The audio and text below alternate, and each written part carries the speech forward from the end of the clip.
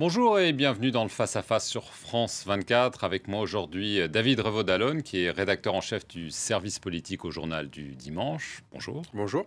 Et Frédéric Seiss, qui est éditorialiste politique à France Culture. Merci Bonjour. d'être là. Vous aussi. Alors c'est bientôt l'heure de l'atterrissage pour le grand débat national lancé par Emmanuel Macron pour se dépêtrer de la crise des Gilets jaunes. Après 2 mois de discussions à bâton rompu à tous les échelons, l'exécutif doit désormais trouver une porte de sortie par le haut si possible. Le président a demandé des actes forts plutôt que des mesurettes. Alors on va en parler. Évidemment, personne ne sait ce qui va ressortir, David, mais c'est clair que l'heure des comptes va bientôt sonner. Il avait fixé le 15 mars, on y est. Oui, on y est, et d'ailleurs, on commence à s'apercevoir que finalement, ça devrait peut-être durer un peu plus longtemps que prévu. Oui, on n'y est pas tout à fait. On n'y est pas tout à fait. Donc, en réalité, pourquoi? Parce que c'est vrai que cette initiative du grand débat, dans un premier temps, a plutôt marché, dans la mesure où ça a permis de donner un peu d'oxygène politique à Emmanuel Macron, à son gouvernement, qui était complètement asphyxié au mois de décembre par le mouvement des Gilets jaunes. Et de reprendre un petit peu l'initiative. C'est-à-dire qu'à côté du mouvement des Gilets jaunes, des blocages et parfois des casses et des violences, il y avait un deuxième théâtre qui était celui du grand débat national où les gens s'exprimaient justement sans violence, sans casser, etc. Ça avait permis de diviser un peu le terrain et avec le temps d'affaiblir aussi le mouvement, puisqu'on voit que chaque samedi, il y a un petit peu moins de monde. C'était le cas samedi dernier. Donc l'opération, dans sa première phase, a été plutôt réussie. Maintenant, reste le plus périlleux, le plus sensible, c'est-à-dire la deuxième phase, effectivement la sortie du débat. Parce que le risque, c'est que les Français se disent, si c'est déceptif, s'il n'y a pas assez d'impact, ou si finalement ce ne sont que quelques mesurettes, comme vous le disiez, eh bien tout ça pour ça. Et donc ça pourrait occasionner une relance de la contestation. Donc effectivement, vrai casse-tête stratégique pour le gouvernement qui, je pense, devrait plutôt étaler dans le temps les réponses, mais aussi faire plusieurs formes de réponses, c'est-à-dire des projets de loi, des règlements. Voilà, ça va durer, à mon avis, sur plusieurs mois. Ça va durer plusieurs mois, cette sortie. Voilà, mais Frédéric, comme je le disais, malgré tout, et on l'entend de la bouche d'Emmanuel Macron, de ce qu'on en rapporte, il demande à ses ministres, à plein de gens, des initiatives fortes pour marquer les esprits, parce que David a utilisé le terme de déceptif, c'est celui qu'Édouard Philippe, le Premier ministre, a aussi utilisé. Oui, d'ailleurs, Emmanuel Macron a utilisé, lui, un autre mot d'origine britannique, c'est rock'n'roll. Il a demandé des propositions rock'n'roll à ses ministres, c'est-à-dire qui sortent un petit peu du convenu et des propositions classiques des ministères de Bercy, des administrations ou de l'ENA. Et d'ailleurs, il y a certains ministres qui ont proposé tout bonnement la suppression de l'ENA, l'École nationale d'administration,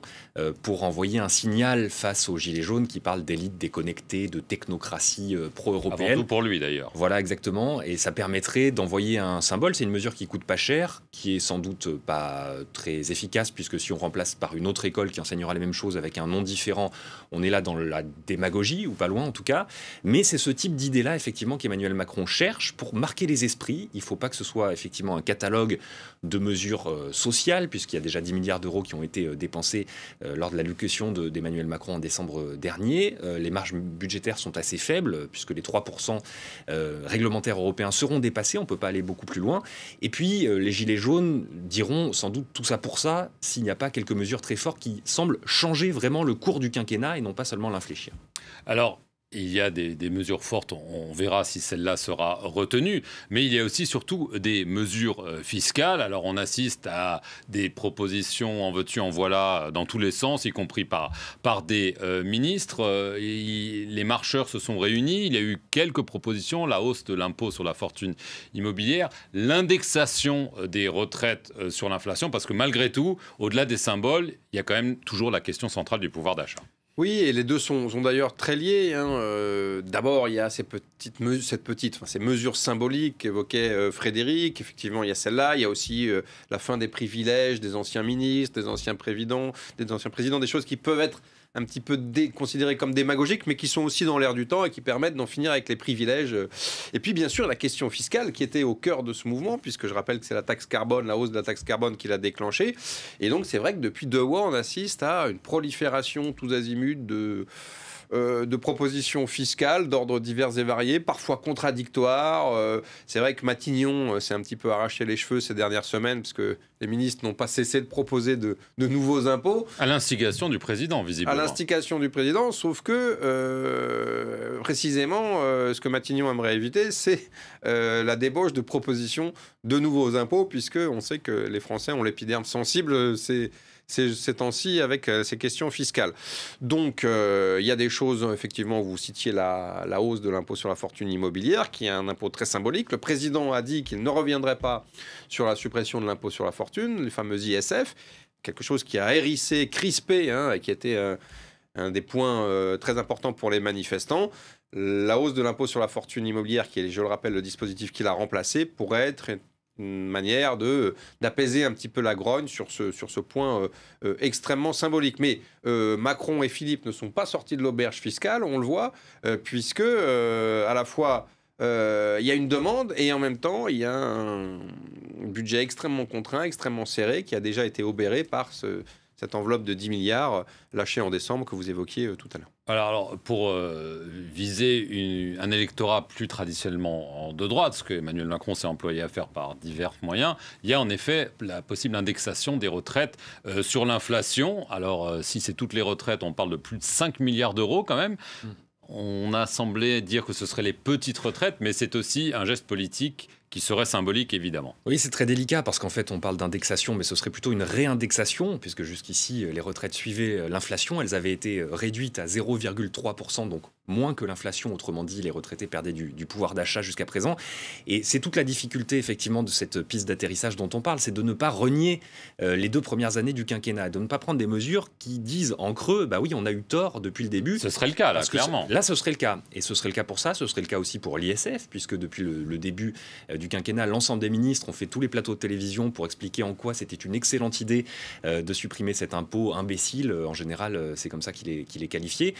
Pour le coup, ça va être aussi l'une des difficultés, ça va être comment arriver à faire un geste qui montre qu'on s'en prend, je mets des guillemets, aux riches, aux ménages les plus aisés, aux plus fortunés, et donc aux inégalités sociales et fiscales, sans aller complètement à rebours de la philosophie qui a été professée par Emmanuel Macron avec la fameuse expression des premiers de cordée, c'est-à-dire on les aide jusqu'à présent à créer des entreprises, à créer des emplois, à investir. C'était en tout cas la philosophie qui était présentée. Si maintenant on se met à leur taper dessus fiscalement, il faudra que les ministres et le gouvernement expliquent ça autrement que par une sorte de peur panique de ne pas se sortir de cette crise. Oui. Et est-ce qu'il y a quand même dans la philosophie générale de cet atterrissage en douceur, ou en tout cas qui va prendre son temps, il y a quand même une volonté de rééquilibrage vers la jambe gauche, entre guillemets, de la République En Marche, parce que c'est vrai qu'on le voit même dans les sondages, Emmanuel Macron, là où il a regagné, c'est plutôt à droite. Est-ce qu'il y a une volonté, vous pensez, à l'Élysée de se dire attention, les gilets jaunes, ça venait aussi de ce ras-le-bol fiscal, mais aussi peut-être de ce sentiment que Macron est en fait bien plus à droite qu'à gauche. Oui, il y avait un vrai sentiment d'injustice sociale qui est plutôt une thématique, vous avez raison, de gauche. C'est vrai qu'on le sentait perler pendant les 2 premières années du pouvoir macronien, ou presque, puisqu'on n'est pas tout à fait aux 2 ans. Dans la majorité s'exprimaient des voix, une demande de gauche. Une demande sociale, c'est vrai que cette majorité, elle est un petit peu plus à gauche que ce gouvernement, et donc il y avait beaucoup d'initiatives, et c'est vrai que depuis quelques semaines, depuis le début du mouvement, on a l'impression que ces demandes, ces revendications de gauche, ces demandes de social vont être un petit peu plus entendues que par le passé. Après, chasser le naturel, il revient au galop. Le président, ça a été dit par Frédéric à l'instant, il a une philosophie, c'est l'émancipation par le travail, les premiers de cordée, le ruissellement. Et même s'il a fait des gestes, même s'il a organisé ce grand débat, même s'il a lâché quand même 10 milliards, ce qui n'est pas rien, il n'y a pas de volonté de remettre en cause les fondamentaux du macronisme, la philosophie originelle du macronisme, qui est quand même une philosophie pour le moins libérale. Donc, on va voir dans les propositions ce qui va être effectivement plus à gauche que par le passé, plus social que par le passé. Mais je me répète, je crois qu'Emmanuel Macron, il n'a pas envie de faire un discours, un projet de loi, et hop, passer à autre chose, parce qu'il sait très bien que précisément cette dimension-là sera perçue comme déceptive et pourrait lui être opposée ou pourrait se retourner contre lui. Donc il va faire durer, si j'ose dire, le plaisir. Il va y avoir sans doute un grand discours ou plusieurs. Il va y avoir des projets de loi, des règlements, peut-être des décrets, peut-être un référendum. Voilà, je pense que cette sortie de crise, elle va s'organiser et se mettre en scène sur plusieurs mois, parce que tactiquement, c'est aussi un moyen de continuer à étouffer et à éteindre définitivement, espère-t-il, la contestation. C'est vrai qu'il y a toujours l'hypothèse de ce référendum, jouxté aux élections européennes ou pas, qui est quand même un risque politique. Oui, à grand débat, grande proposition. Effectivement, on imagine mal que 3 mois de débats intenses en France où plusieurs milliers de personnes se sont déplacées, plusieurs dizaines, voire centaines de milliers d'ailleurs, ça soit achevé en un après-midi de discours, quelques propositions et chacun rentre chez soi. C'est à peu près impossible. Vous parliez de la jambe gauche. Moi, je dirais plutôt qu'il essaye de retrouver la jambe populaire, ce qui n'est pas forcément exactement la même chose puisque les classes populaires votent aussi à droite, mais on le voit avec l'extrême droite. Voire l'extrême droite. On le voit avec la loi anti-casseurs, clairement, il y a la thématique de l'ordre. On le voit aussi avec la prime d'activité qui a été augmentée. Ça répond aussi à un sentiment qu'il faut plus aider ceux qui travaillent, qui ne seraient pas assez rémunérés par rapport à ceux qui ne travaillent pas. C'est la thématique de droite des assistés, je mets là aussi des guillemets. Et puis, il y a aussi tout ce qui concernera l'organisation parlementaire. Emmanuel Macron avait déjà proposé de réduire le nombre de députés et de sénateurs. Ça, ce sont des thématiques qui fonctionnent bien dans un certain électorat populaire assez contestataire, qui a l'impression, effectivement, comme le disait David, que ceux d'en haut se gavent et jouissent de privilèges. Donc, c'est la jambe populaire qui a été un petit peu décontenancée par le début du mandat, très orienté métropole, Startup Nation et finalement élite des centres-villes qu'il faut retrouver pour qu'Emmanuel Macron passe une deuxième partie de quinquennat un peu plus tranquille. Merci à vous deux. On va voir comment cet atterrissage du grand débat national va se dérouler dans les semaines qui viennent. Restez sur France 24 pour plus d'informations.